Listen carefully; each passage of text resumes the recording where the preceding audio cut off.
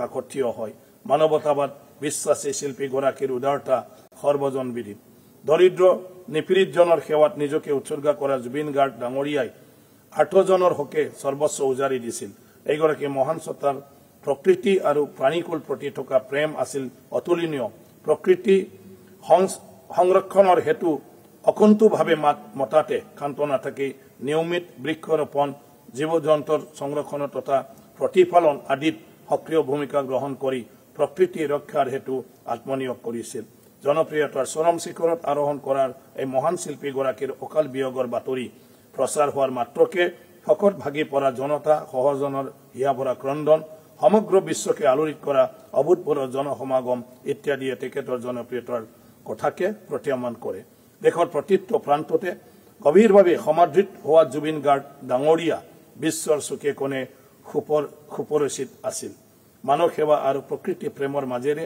ঈশ্বৰৰ অস্তিত্ব বিচাৰি পোৱা এইগৰাকী মহান সত্তাই এক মহাশূন্যতাৰ সৃষ্টি কৰি প্ৰকৃতিৰ শীতল বক্ষ সমুদ্ৰজাত চিৰনিদ্ৰাত ঢালি পৰিল অতি সহজ সৰল জীৱন যাপন কৰা নিৰহংকাৰী ব্যক্তিত্বৰ অধিকাৰী অসমৰ অমূল্য ৰত্ন জুবিন গাৰ্গ ডাঙৰীয়াই কায়িকভাৱে আমাৰ মাজৰ পৰা বিদায় ললিও তেখেতৰ অপূৰ্ব সৃষ্টিৰাজি সকলোৰে হৃদয়ত চিৰদিন সজীৱ হৈ থাকিব যোগনায়ক গৰাকীৰ বিয়োগ দেশ তথা ৰাজ্যখনৰ বাবে এক অপূৰ্ণীয় ক্ষতি কৰুণাময় ঈশ্বৰে তেখেতৰ বিদে আত্মাক চিৰশান্তি প্ৰদান কৰক ইয়াৰ লগতে দেশ তথা ৰাজ্যখনলৈ বিশেষ বৰঙণি আগবঢ়োৱা বহুকেইগৰাকী বৰণ্য ব্যক্তিৰ ফলপ্ৰাপ্তি হৈছে প্লিজ ৰাজ্য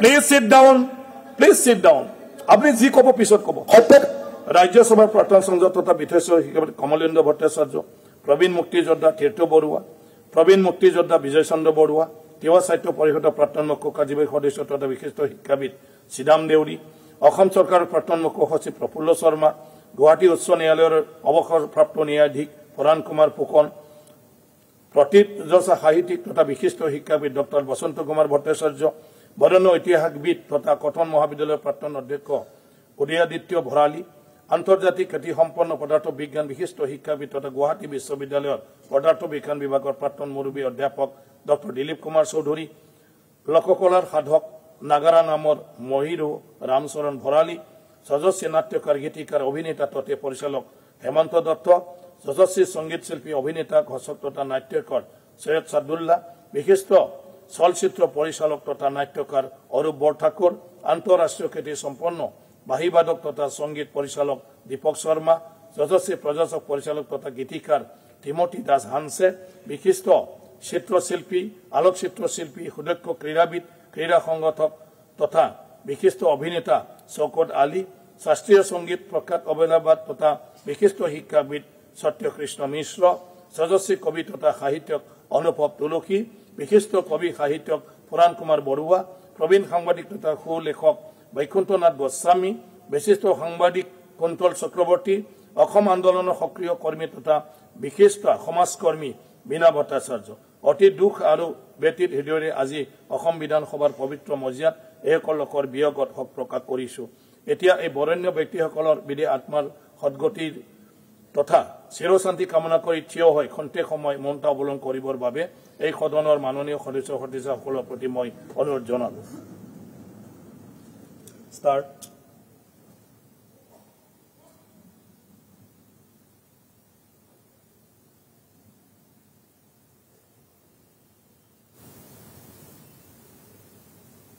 মাননীয় সদস্যসকলৰ প্ৰতি মই অনুৰোধ জনালো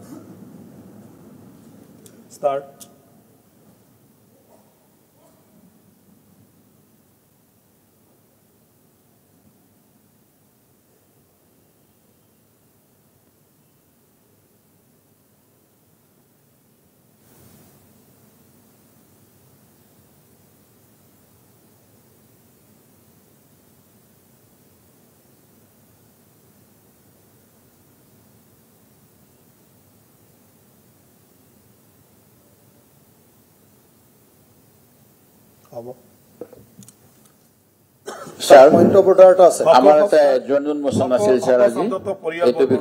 বিধানসভাৰ সচিব ডাঙৰীয়াই এই শোক প্ৰস্তাৱৰ প্ৰতিলিপি প্ৰেৰণ কৰিব স্যাৰ আমাৰ এডজৰ্ণমেণ্ট মোচন আছিল আজি জুবিন গাৰ্গৰ প্ৰসংগক লৈ এই উদ্দেশ্যে স্যাৰ সদনৰ বাকী কাৰ্যসূচী বাতিল কৰি এই বিষয়ত আলোচনা বিচাৰি আপোনাৰ পৰা ৰায় বিচাৰিছো সন্মানীয় স্যাৰ আমাৰো আছে আমাৰ জুবিন গাৰ্গৰ মৃত্যুৰ ওপৰত এডজৰ্ণমেণ্ট মোচন আছিলে আৰু স্যাৰ পইণ্ট অফ অৰ্ডাৰ এটা আছিলে জুবিন গাৰ্গৰ আপুনি অকাল মৃত্যু বুলি কৈছে অথচ মুখ্যমন্ত্ৰীয়ে এইটো সত্যাকাম এইটো ডিবেটত আনিব নালাগে সেইটো মই থলে ভাল হ'ব স্যাৰ মানে আপোনালোকে বহক মই কৈ আছো আমাৰো এডজৰ্ণমেণ্ট মোচন আছে জুবিন গাৰ্গ ডাঙৰীয়াৰ আহিব সব আহিব আপোনালোকৰ নটিচ মই সব পাইছো এডজৰ্ণমেণ্ট মোচনৰ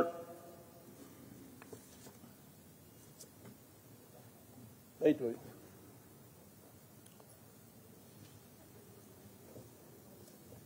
লিষ্ট আছে সেই লিষ্টটো আনা না তোমাৰ কি খাবাৰ আছে দিয়া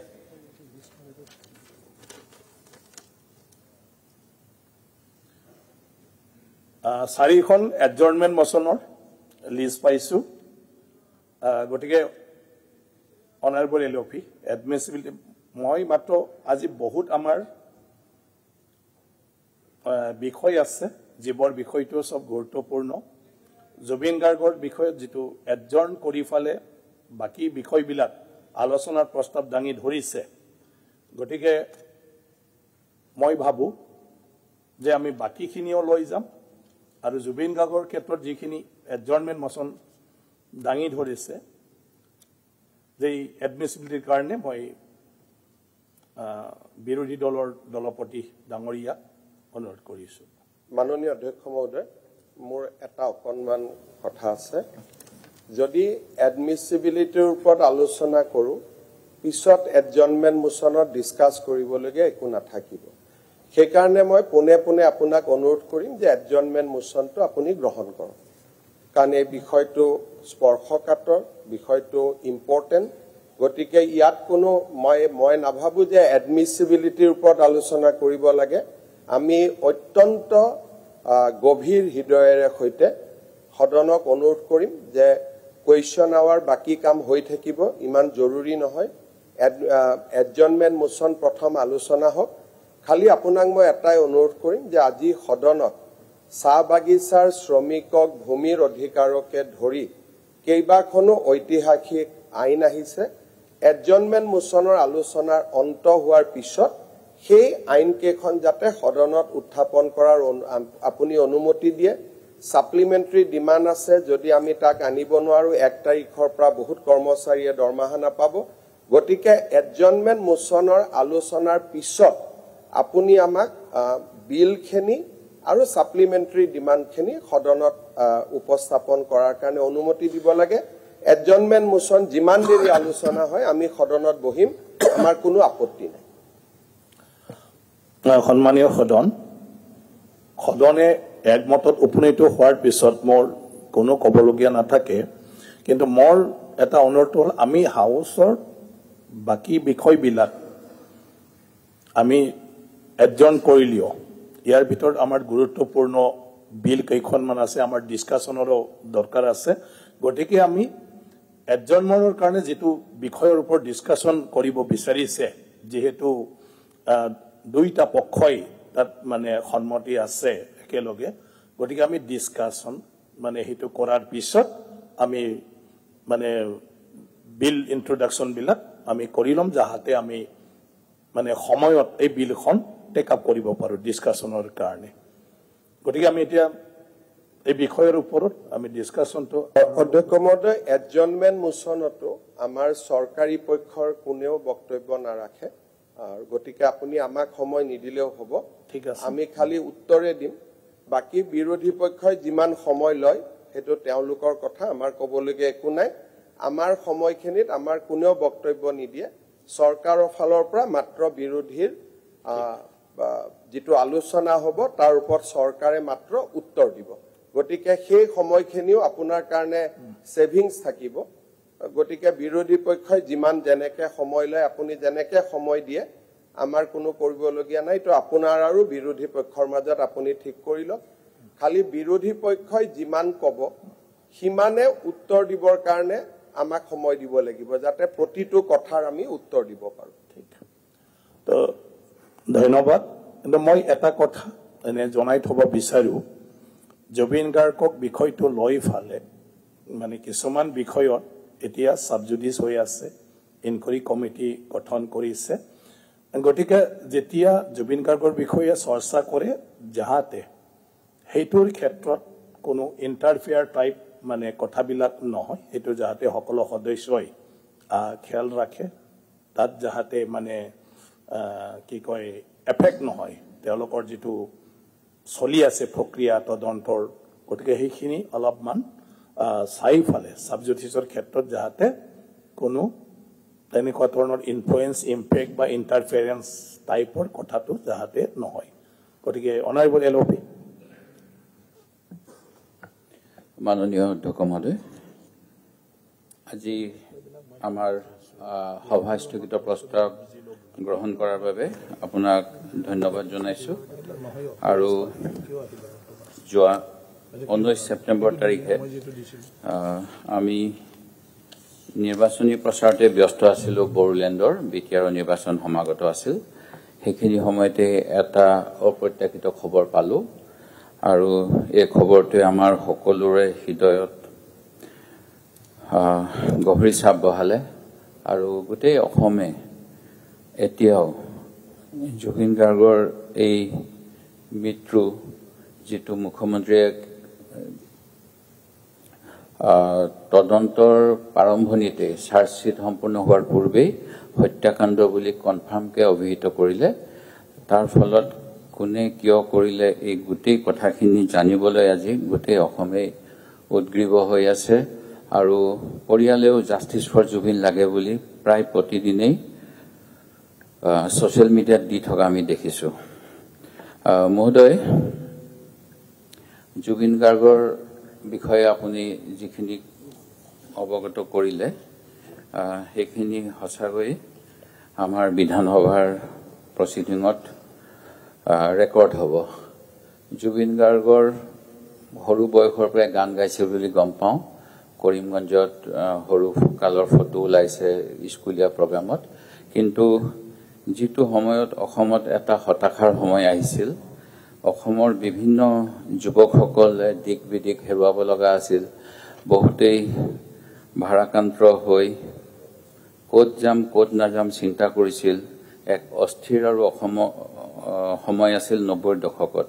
ধৰ্মঘট আন্দোলন, বিদ্ৰোহ, সন্ত্ৰাস, বিচ্ছিন্নতাবাদ, বোমা বিস্ফোৰণ আদিয়ে অসমখন ছানি ধৰিছিল আৰু ৬ বছৰীয়া আন্দোলন, আলফাৰ সহস্ৰ বিপ্লৱ, অসমীয়াৰ ওপৰত সেনাৰ বাহিনীৰ যিখিনি কৰিব লগা আছিল, সেই সময়ত চাৰ্জ কৰিব লগা অপাৰেশ্যন, বিভিন্ন অঞ্চলত পুলিচ আৰু আৰক্ষীয়ে সন্ত্ৰাসবাদীৰ তালাচী কৰিছিল, বোমা বিস্ফোৰণৰ তদন্ত কৰিছিল।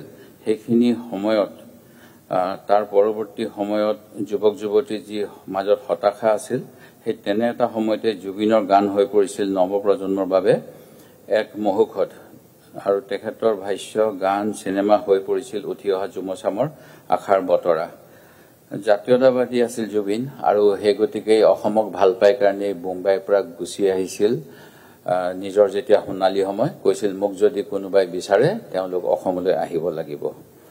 আৰু সকলোৰে মুখত তেওঁ হাঁহি বিৰিঙাবলৈ চেষ্টা কৰিছিল। বহুতেই উপলুঙা কৰিছিল যে খাৰঘূলি ঘৰটোতনো তেওঁ কাক কি দিছে। কিন্তু তেখেতে কৈছিল যে চাই আহিবলৈ কবি, মই কিমান দুখীয়া মানুহক সহায় কৰোঁ, কিমান শিক্ষাৰ্থীক সহায় কৰোঁ, কিমান ৰোগীয়াক সহায় কৰোঁ। ঠিক তেনেকৈ 2008 চনত যেতিয়া গুৱাহাটীত বোমা বিস্ফোৰণত বহু মানুহৰ প্ৰাণহানি হৈছিল, সেইখিনি সময়তো তেখেতে সাহস কৰি গণনাট্য সংঘৰ তেওঁ যিহেতু সদস্য আছিল, এটা সুৰ বাহিনী গঠন কৰি এনেকুৱা ধৰণৰ বোমা বিস্ফোৰণ বা অন্যবিলাকৰ বিৰুদ্ধেও প্ৰতিবাদ কৰিবলৈ সাহস কৰিছিল। তেওঁ আছিল এক বিদ্ৰোহী আৰু প্ৰতিষ্ঠান বিৰোধী গান তেওঁ কৰ্ম কৰিছিল। আনকি অসমৰ স্বনামধন্য এজন লোকগায়কক অনুষ্ঠানৰ আয়োজকে অপমান কৰাৰ বাবে তেখেতে আমি সকলোৱে হাঁহিছিলোঁ, কিয় তেওঁ লাইট পোষ্টত উঠিছে। তেখেতে তাৰ প্ৰতিবাদো এক অভিনৱ পন্থাৰে কৰিছিল। এটা গান সকলোৱে এতিয়া কি কি কাৰণে এই গানটো কাক লৈ লক্ষ্য কৰি গাইছিল বুলি কয়, হুৰ হুৰ হুৰাই দে, তাৰ বিভিন্ন ব্যাখ্যা ওলাইছে। কিন্তু তেখেতে এই গানটো অসমৰ ওপৰত যিসকল পুঁজিপতিয়ে খেতি মাটি পৰিৱৰ্তন কৰি ৰাইজক ভূমিহীন কৰিছে তাৰ বিৰুদ্ধেহে গাইছিল বুলি আমি গম পাওঁ তেওঁৰ বিভিন্ন লেখনিৰ পৰা। অসমীয়া জাতিটোৰ এটা চাইকেলৰ লগত চকাৰ লগত তেওঁ তুলনা কৰিছিল আৰু চাইকেলৰ যেনেকৈ বিভিন্ন স্পোক থাকে তাৰ দৰে বিভিন্ন জাতি জনগোষ্ঠীক লৈ তেখেতে গীত গাইছিল, তেওঁলোকৰ পোছাক পৰিধান কৰিছিল আৰু বিশেষকৈ তেওঁ অসমীয়া গামোচা অনবৰত তেওঁৰ লগতে আছিল। গামোচাখনৰ যোগেৰে তেওঁ নিজৰ জাতীয়তাবাদী পৰিচয় দাঙি ধৰিছিল। আনকি যিটো সময়ত অসমত নাগৰিকত্ব সংশোধনী আইন আহিছিল সেইখিনি সময়ত তেওঁ আমি নামানো, মই জীৱিত কালত কেতিয়াও নামানো বুলিও লিখিছিল। অসমৰ সেই সময়ৰ মুখ্যমন্ত্ৰীলৈ এখন পত্ৰ তেওঁ লিখিছিল বুলিও গম পোৱা যায়, যিখন হয়তো বহুতৰ হাততে ওলাব। আৰু বহুতেই কয় যে বৰপেটা নামনি অসমলৈ গ'লে অসমত থকাৰ নিচিনা নালাগে। সেই জুবিন গাৰ্গ জাতীয়তাবাদীজনে কলগাছিয়া গ্ৰন্থমেলাত গৈছিল, তাত ফুটবল খেল খেলিছিল আৰু ইয়াৰ যোগেৰে তেওঁ অসমৰ যিটো ধাৰণা তেওঁৰ মনত সেইটো দি গৈছিল। এই ব্যক্তিজনৰ যেতিয়া মৃত্যু হ'ল তাৰ পিছত বিভিন্ন ধৰণৰ কথা সন্মুখলৈ আহিলে।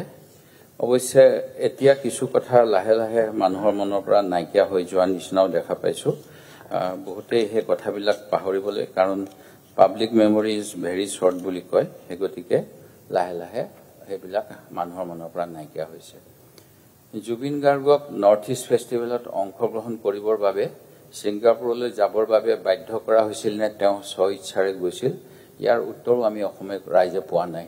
কাৰণ তেওঁ কাৰোবাক কৈছিল মোৰ চিনেমা এখন মুকলি কৰিবলগীয়া আছে, মোৰ কামৰ হেঁচা, কিন্তু মই যদি নাযাওঁ কোনোবা এজন অৰ্গেনাইজাৰে কিবা ছুইচাইড কৰিব নে কিবা এটা কৈছিল বুলি কয়।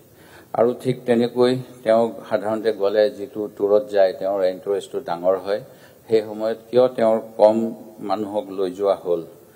উপযুক্ত সুৰক্ষা প্ৰদানৰ ক্ষেত্ৰত তেওঁক যিহেতু মাননীয় মুখ্যমন্ত্ৰী মহোদয়ে এটা সময়ত কৈছিল যে জুবিন গাৰ্গৰ নিৰাপত্তাৰ প্ৰতি ভাবুকি আছে, তেখেতক বিদেশত যাবৰ সময়ত নিৰাপত্তা দিয়া হ'ল নে নাই, বা তেওঁক তাৰ এম্বেচিৰ ফালৰ পৰা এস্কৰ্ট দিয়া হৈছিল নে নাই। কাৰণ তেওঁ যিটো অনুষ্ঠানলৈ গৈছিল সেই অনুষ্ঠানটো আমাৰ অসমৰে সুযোগ্য সন্তান কেন্দ্ৰীয় মন্ত্ৰী এজনৰ তত্বাৱধানত থকা ভাৰতবৰ্ষৰ বৈদেশিক পৰিক্ৰমা মন্ত্ৰণালয়, আৰু এই মন্ত্ৰণালয়ে ভাৰত আৰু ছিংগাপুৰ ৰাষ্ট্ৰৰ ৬০ বছৰীয়া সৌহাৰ্দ্যপূৰ্ণ দ্বিপাক্ষিক মৈত্ৰীৰ অনুষ্ঠান আয়োজন কৰিবলৈকে এই অনুষ্ঠানটো আয়োজন কৰিছিল। আৰু তাৰ যি অসম চৰকাৰৰ যোগদান লাগে বুলি হাই কমিশ্যন অফ ইণ্ডিয়া ইন ছিংগাপুৰেও অসমৰ মাননীয় মুখ্যমন্ত্ৰীলৈ পত্ৰ প্ৰেৰণ কথা শেহতীয়াকৈ জ্ঞাত হৈছে। ঠিক তেনেকৈ নৰ্থ ইষ্ট ফেষ্টিভেলৰ উদ্যোক্তা শ্যামকানু মহন্তক চৰকাৰে কি অনুদান আগবঢ়াই আছিল, যদিও মুখ্যমন্ত্ৰী মহোদয়ে তেওঁ অপসংস্কৃতি কৰে, তেওঁক সেই গতিকে আমি নিদিওঁ বুলি কৈছে, কিন্তু RTI কৰাৰ পিছতো অসমৰ বিভিন্ন বিভাগে এই তথ্য দিবলৈ অস্বীকাৰ কৰিছে। আৰু এই কথাবিলাক যিখন SIT গঠন কৰিলে, SITখনে এইবিলাক তদন্তৰ আওতালৈ আনিছেনে নাই, আৰু কোন ক'ত তালৈ গৈছিল, কোম্পানীৰ ডাইৰেক্টৰ কোন আছিল, এই কোম্পানীটো ভাৰতৰ এম্বেচি বা এক্সটাৰ্নেল এফেয়াৰ্ছ মিনিষ্ট্ৰীয়ে কেনেকৈ চয়ন কৰিলে, এইবিলাক কথাৰ বিষয়ত এতিয়াও কোনো তদন্ত হোৱা আমি গম পোৱা নাই। চৰকাৰে এই অনুষ্ঠানক এক বাণিজ্যমূলক অনুষ্ঠান ৰূপে গণ্য কৰি লৈছিল আৰু সেইবাবে কোটিৰ ঘৰত অনুদান আগবঢ়াইছিল নে অনুষ্ঠানটো অকল এটা নৰ্থ ইষ্টৰ কালচাৰ দেখাবলৈ এটা সাংস্কৃতিক অনুষ্ঠান কৰিছিল। যদি বাণিজ্যৰ উদ্দেশ্য আছিল তেতিয়াহ'লে বাণিজ্যৰ ক্ষেত্ৰত CII, PHDCI বা ফাইনাৰৰ দৰে যিবিলাকে ব্যৱসায়ীসকলৰ লগত তেওঁলোকৰ ইণ্টাৰেষ্টৰ কাৰণে কাম কৰি থাকে, এই অনুষ্ঠানসমূহকো কিয় তাত যুক্ত নকৰিলে। কোনোবা বিশেষ ব্যক্তিৰ দ্বাৰা ভাৰত চৰকাৰৰ বৈদেশিক পৰিক্ৰমা মন্ত্ৰণালয়ে প্ৰভাৱিত হৈ এনে অনুষ্ঠানৰ পৃষ্ঠপোষকৰূপে কাম কৰিছিল নেকি, SIT যিখন গঠন কৰিলে আমি দাবী কৰিছিলো CBI দিব লাগে কাৰণ যেটো ইন্টাৰনেশনাল পৰিহৰত এটা হৈছে সেই গতিকে CBI ইয়াৰ বাবে বেছি উপযুক্ত যেহেতু তেওঁলোক পাৰ্টনাৰ অফ ইন্টাৰপল কিন্তু অসম চৰকাৰে CID দিলে আৰু CID দিয়াৰ পিছত মুখ্যমন্ত্ৰীয়ে ক'লে পূজাৰ ছুটি খাই আহক অপৰাধীসকলে তাৰ পিছত আহিলেও হ'ব পৰৱৰ্তী সময়ত অৱশ্যে পূজাৰ পূৰ্বে তেওঁলোকে আহি হাজিৰ হ'ল যি সময়ত দিল্লীত আৰু গুৰগাঁৱত গ্ৰেপ্তাৰ কৰিলে দুজনক গ্ৰেপ্তাৰ নে তেওঁলোকৰ সাৰেন্ডাৰ সেই ক্ষেত্ৰতো অসম আৰক্ষীৰ স্থিতি স্পষ্ট কৰা নাই যদিহে গ্ৰেপ্তাৰ বা কিবা কৰা হয় বহিৰাজ্যত ইমিডিয়েটলি তেওঁলোকক নিয়াৰেষ্ট মেজিষ্ট্ৰেটৰ ওচৰত ট্ৰেনজিট ৰিমাণ্ডৰ বাবে তেওঁলোকৰ হাজিৰ কৰাব লাগে সেইখিনি হ'ল নে নাই আজিলৈকে সেইখিনিও স্পষ্টভাৱে কোৱা হোৱা নাই SITয়ে কিছু নিৰ্দিষ্ট লোককহে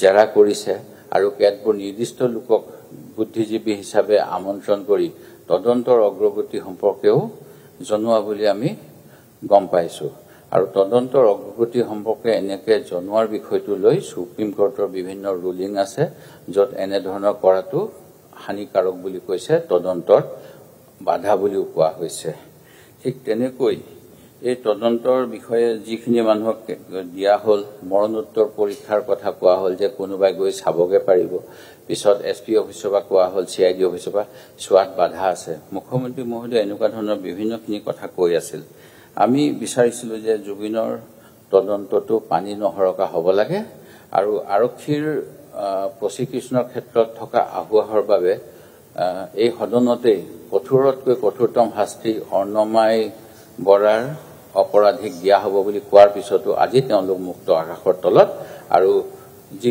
জাজমেন্ট দিছে ন্যায়ালয়ে কৈছে যে আৰক্ষীৰ ভুলৰ বাবে অৰ্ণমাই বৰাৰ ক্ষেত্ৰত যি চূড়ান্ত অপৰাধ কৰিছিল সেই অপৰাধীসকল আজি মুক্ত আকাশৰ তলত আমি জুবিন গাৰ্গৰ অপৰাধীসকল তেনেকুৱা হোৱাটো নিবিচাৰিছিলো সেই গতিকে জুডিচিয়েল সুপাৰভিজন এটা বিচাৰিছিলো কিন্তু অসম চৰকাৰে এখন এজনীয়া তদন্ত আয়োগ গঠন কৰিলে আমাৰ হাতত থকা তথ্য অনুসৰি এনেকুৱা তদন্ত আয়োগৰ লিমিটেশন আছে 200 কিলোমিটাৰ আৰু চৰকাৰী পৰিবহন ব্যৱস্থা থাকিলে 500 কিলোমিটাৰ তেনে ক্ষেত্ৰত সিংগাপুৰৰ দৰে এখন বহিৰাষ্ট্ৰ বুট কৰো কেবা হাজাৰ কিলোমিটাৰো হ'ব তেখেতসকলে এই ক্ষেত্ৰত কেনেকুৱা ধৰণৰ কাম কৰিব বা যিখিনি কাম SITয়ে কৰি আছে সেই কামখিনিও একেখিনি কামকে ওয়ান ম্যান কমিশন অফ এনকোয়াৰি কৰি আছে নেকি সেই কথাখিনিও আমি স্পষ্টভাৱে গম পোৱা নাই কাৰণ বাতৰি কাকতত যি টাৰ্মছ অফ ৰেফাৰেন্স দিছিলে সেইখিনিত প্ৰায় তেনেকুৱা কথা এটাই অনুভৱ হয় আমি এই গোটেইবিলাক কথা যেহেতু আমাৰ সন্মুখলৈ আহিছিল সেই গতিকে আমি ভাৰতৰ ৰাষ্ট্ৰপতি গুৱাহাটী উচ্চ ন্যায়ালয়ৰ ন্যায়াধীশ মাননীয় মুখ্যমন্ত্ৰী সকলোকে অনুৰোধ কৰিছিলো যে তদন্তটোৰ যাতে সঠিক দিশত যায় তাৰ বাবে যেনেকুৱা ধৰণৰ পদক্ষেপ ল'ব লাগে সেইখিনি ল'ব লাগে আৰু এই বিধাকৰ ক্ষেত্ৰত তেনেকুৱা ধৰণৰ বিশেষ সুফল নোপোৱাৰ বাবে আপোনাকো অনুৰোধ কৰিছিলো এখন সদনৰ হাউস কমিটি গঠন কৰি য'ত সৰ্বদলৰ থাকিব যাতে নিৰপেক্ষ হয় এই কামখিনি কৰাৰ ব্যৱস্থা কৰিব লাগে যাতে যিখিনি অভাৰসাইট হৈছে বুলি ভবা হয় বাতৰি কাকতত বিভিন্ন কথা ওলাই আছে আজি জুবিন গাৰ্গে যেতিয়া গৈছিলে তেওঁ 3-4 দিনৰ কাৰণে যাওঁতে তেওঁ লগত কাপোৰ কানি লৈ গৈছিলে সুটকেছ লৈ গৈছিলে এতিয়া গম পোৱা গৈছে 2 মাহৰ পিছত সেই সুটকেছ ফৰেনচিক এভিডেন্সৰ কাৰণে কালেক্ট কৰা হৈছে ই এটা তদন্তত প্ৰভাৱ ফৰেনচিক এভিডেন্স ঠিকমতে ৰক্ষা নহলে ই জানো তদন্তত প্ৰভাৱ নেপেলাব যাৰ যোগেদি আমি দুখীক শাস্তি দিব পাৰিম ঠিক তেনেকৈ তেওঁ মোবাইল ফোনটো বহু দিনৰ মূৰত ফিজিক্যালি লোৱা হ'ল তাৰ আগতে হেবিলাক কি কৰা হ'ল আৰু এজনৰ ঘৰ ৰেড কৰিছিলে বাতৰি কাকতত কোৱা মতে পিছত তেখেতৰ পৰিবাৰক এই ঘৰত সোমাবলৈ দিয়া হ'ল সিল ঘৰটোত কেনেকৈ হেবিলাক সোমাবলৈ দিয়া হ'ল ৰেডৰ সময়ত ইন্ডিপেন্ডেন্ট উইটনেছ আছিল নে নাই এই গোটেইবিলাক কথা বহুত বিপদমান হৈছে আৰু যেহেতু সদনৰ এটা দায়িত্ব আছে জুবিন গাৰ্গ এনে এজন ব্যক্তি যিজনে কৈছিল মই কোনোবা দলে তেখেতক ৰাজ্যসভালৈ যাবনি এই প্ৰস্তাৱ দিছিল তেখেতে কৈছিল মই ৰাজ্যৰ মাজত থাকিব বিচাৰো তেখেতে নিজেই কৈছিল যে ৰজা ঘৰৰ লগত থাকিব নালাগে ৰাজ্যৰ লগত থাকিব লাগে আমি ভাবো আমি ইয়াতে আমাৰ মেন্ডেটটো বেলেগ হলো আমি সকলোৱে প্ৰজাৰ লগত আছো আৰু এইখন যেহেতু প্ৰজাৰ বিষয়ে আলোচনা কৰিবলৈ হয় জুবিন গাৰ্গে প্ৰজাৰ নেতা হিচাপে তেখেতে আমাৰ এই সংবিধানিক পৰম্পৰা ভিতৰলে MLA বা মিনিষ্টাৰ বা মেম্বাৰ অফ পাৰ্লিয়ামেন্ট হ'ব বিচৰা নাছিল তেখেতে বিচাৰিছিল যে শিল্পী সদায় ৰাইজৰ লগত থাকিব লাগে, এই কথা তেখেতৰ বক্তব্যৰ মাজেৰে ওলাইছিল।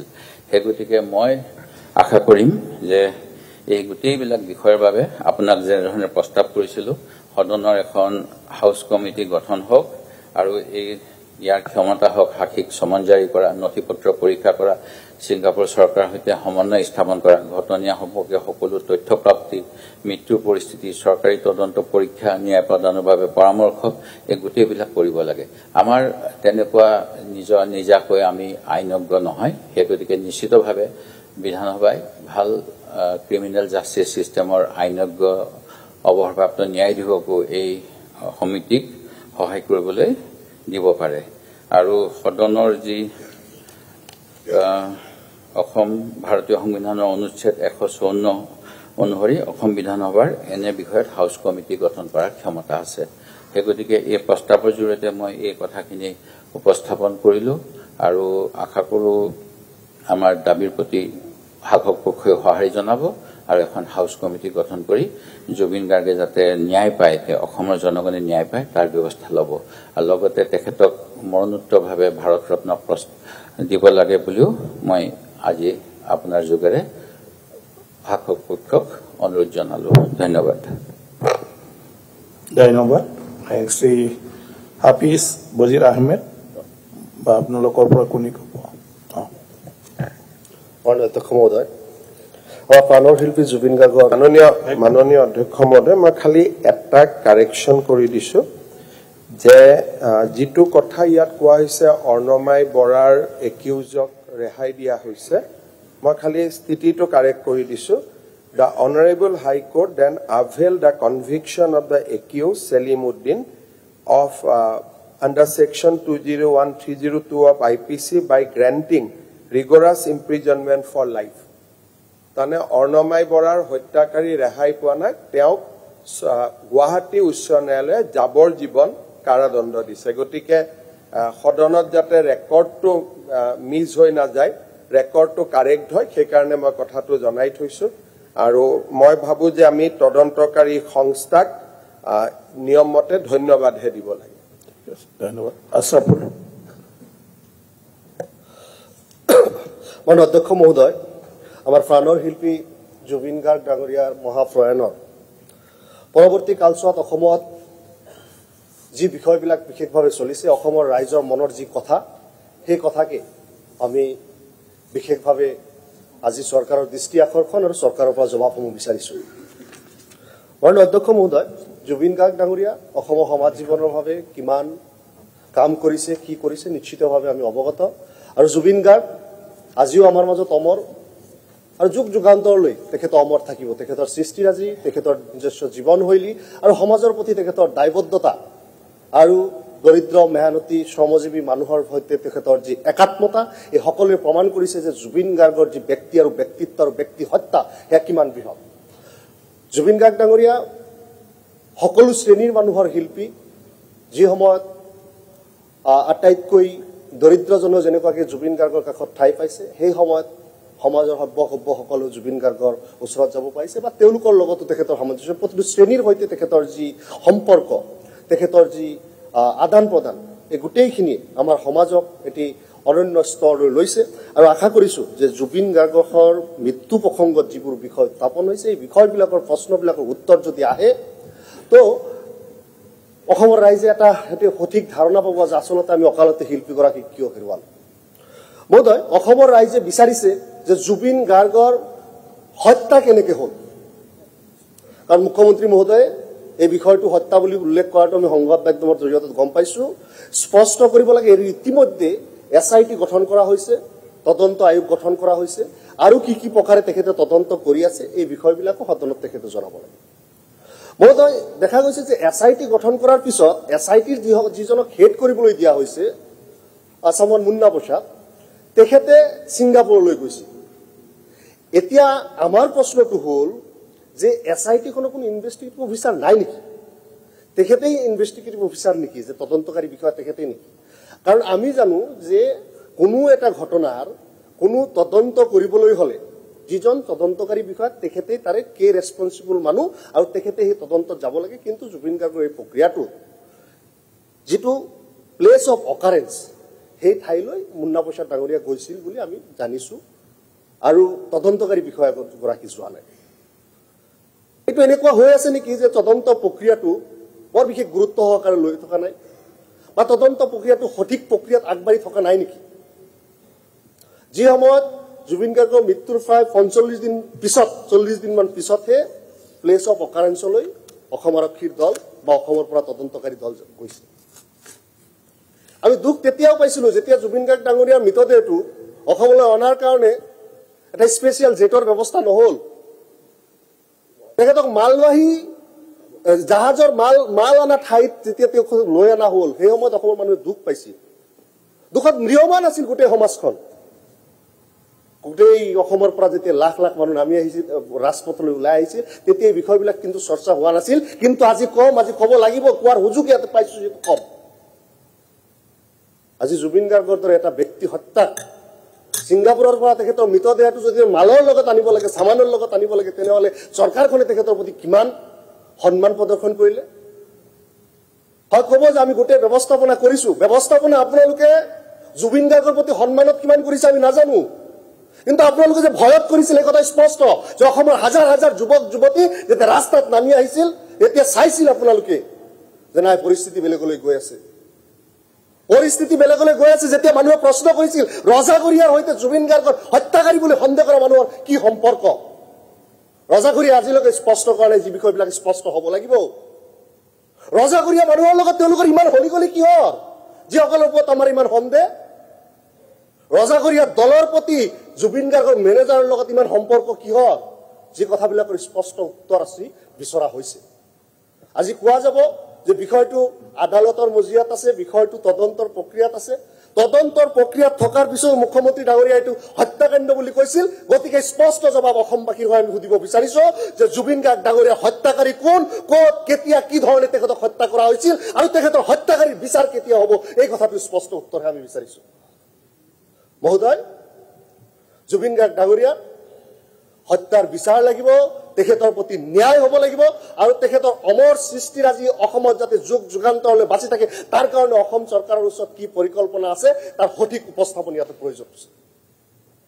আজি কোৱা হৈছে জুবিন গাৰ্গ ডাঙৰীয়াৰ যিখিনি তেখেতৰ জুবিনস্থলী যিখিনি মাটিৰ প্ৰয়োজন, সেই মাটিখিনি আমাৰ আন এজন শিল্পীৰ লগত তুলনামূলকভাৱে মুখ্যমন্ত্ৰী ডাঙৰীয়াই কম আৰু বেছি কৰিব বিচাৰে। অসমৰ ৰাইজে দাবী কৰিবই পাৰে, অসমৰ ৰাইজে তাতকৈ আৰু অধিক বিচাৰিবই পাৰে। আন কাৰোবাৰ লগত তেখেতক তুলনা কৰি তেখেতক সৰু আনজনক ডাঙৰ কৰাৰ যি কম্পিটিশ্যন তাৰ ভিতৰত মাননীয় অধ্যক্ষ, আন কাৰোবাৰ মানে আপুনি ভাৰত ৰত্ন ডক্টৰ ভূপেন হাজৰিকাৰ সন্মানেৰে সৈতে তেখেতৰ নামটো মাননীয় অধ্যক্ষ মহোদয়, এইখন অসমৰ হাউচ হয়। ডক্টৰ ভূপেন হাজৰিকাও আমাৰ হিয়াৰ আমঠু। তেওঁক আন কানোবা বুলি কৈ তুচ্ছ তাচ্ছিল্য নকৰিব। মই আপোনাক হাত মাননীয় অধ্যক্ষ মহোদয়, এই লাইনটো প্ৰচিডিঙৰ পৰা বাদ দিব লাগে। ভূপেন হাজৰিকাক আন কোনোবা বুলি কোৱাটো এতিয়াও সদনে মানিব। ভূপেন হাজৰিকা ডাঙৰীয়া এই বিষয়টো ভূপেন হাজৰিকাৰ কাৰণে আৰু মাটি লাগিলে আৰু মাটি ইউনিভাৰ্চিটি দিব, আৰু ডাঙৰকে হওক, এয়াও আপোনাৰ মই কৈছো। মাননীয় অধ্যক্ষ মহোদয়, ডক্টৰ ভূপেন হাজৰিকাক আন কোনোবা বুলি কোৱাৰ অধিকাৰ কাৰো নাই। গতিকে আপুনি সন্মানেৰে মই ইমানে কৈছো যে আপুনি ডক্টৰ ভূপেন হাজৰিকাৰ নামটো সন্মান সহকাৰে লওক, ইমানে মোৰ অনুৰোধ। ছাৰ, আচলতে ডক্টৰ ভূপেন হাজৰিকাদেৱক এই বিষয়টোৰ লগত নামটো লৈ তুলনামূলকটো আমি কৰিব বিচৰা নাই। ডক্টৰ ভূপেন হাজৰিকাদেৱৰ লগত জুবিন গাৰ্গক তুলনা কৰি মাটি কম বেছি কৰা এই বিষয়টো নহয়। বিষয়টো স্পষ্ট যে অসমৰ ৰাইজে জুবিনস্থলীটো, জুবিন গাৰ্গৰ সমাধিস্থলীটো ডাঙৰকৈ বিচাৰিছে। তাতে কি কি হ'ব সেই বিষয়টোৰ স্পষ্ট ধাৰণা চৰকাৰখনে বিচাৰিছে। চৰকাৰে ক'ব যে আমি এটা কমিটি গঠন কৰিছোঁ। কমিটি গঠন কৰাৰ পিছত অসমৰ মানুহৰতো ক'বলগীয়া আছে তাতে কি কি থাকিব, কি কি নাথাকিব। ক'ব যে জুবিন গাৰ্গৰ পৰিয়ালৰ পৰা মানুহ লৈছোঁ। জুবিন গাৰ্গ অকল সেই কমিটিখনৰ মানুহ নহয়, সেই কমিটিখিনি মানুহৰে প্ৰতিনিধি নহয়। অসমৰ মানুহে জানিব বিচাৰে, তেওঁলোকৰ ফিডবেক দিয়াৰ কাৰণে এটা সুযোগ নিশ্চিতভাৱে এই চৰকাৰখনৰ তৰফৰ পৰা হ'ব বিচাৰিছোঁ। জুবিন গাৰ্গ ডাঙৰীয়া যিখিনি অমৰ সৃষ্টি আছিল সেইখিনি ডিজিটেল আৰ্কাইভৰ মাধ্যমেৰে হওক বা তেখেতৰ সৃষ্টিৰ যিখিনি দেশে বিদেশে কি ধৰণে প্ৰচাৰ কৰিব পাৰোঁ তাৰ কাৰণে দীৰ্ঘমেধী পৰিকল্পনা চৰকাৰখনৰ ওচৰত কি আছে এই বিষয়খিনিৰ কিন্তু সুস্পষ্ট আছে। আজি যদি জুবিন গাৰ্গ ডাঙৰীয়াৰ এই বিষয়বিলাকৰ যদি উচিত উত্তৰ আৰু উচিত ব্যৱস্থাপনা যদি লোৱা নহয়, তেনেহ'লে মানুহে বা ৰাইজে ভাবিব যে জুবিন গাৰ্গ ডাঙৰীয়া এণ্টি ষ্টেব্লিছমেণ্ট আছিল কাৰণে চাগে এই চৰকাৰখনে তেখেতৰ এইখিনি নিবিচাৰে। আমি বিচাৰো যে যুগ যুগান্তৰলৈকে জুবিন গাৰ্গ ডাঙৰীয়াৰ নামৰ সৈতে এই বদনাম কাৰো সৈতে নাথাকক, এই বদনাম কাৰো সৈতে নাথাকক। সকলো জল পট সকলো স্পষ্ট হ'ব লাগিব, সকলো কথাৰ জবাব অসমবাসী জনগণে বিচৰা ধৰণে পাব লাগিব, আৰু জুবিন গাৰ্গ ডাঙৰীয়া হত্যাকাৰী যাতে বিচাৰ পায়, শাস্তি পায়, তাৰ কাৰণে আহ্বান ৰাখি আমাৰ বক্তব্য সামৰিছোঁ। ধন্যবাদ। Thank U. শ্ৰী মনোৰঞ্জন তালুকদাৰ।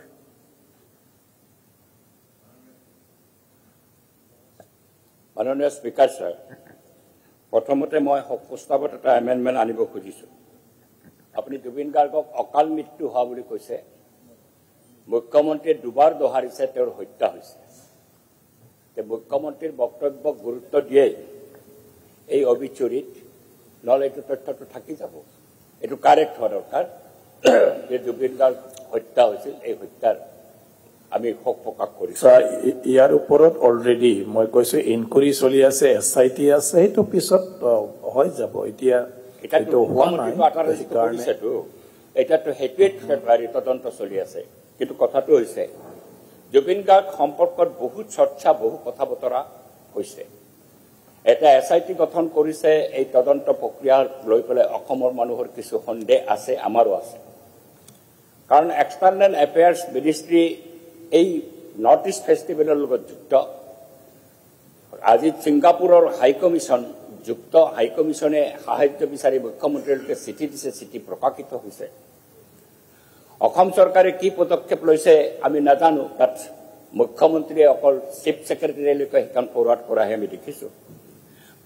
বিভাগবিলাকে টকা দিলে নে নাই, তাত যুক্ত হৈ গ'ল থাকিল নে নাই। যদি এক্সটাৰ্নেল এফেয়াৰ্ছ মিনিষ্ট্ৰীৰ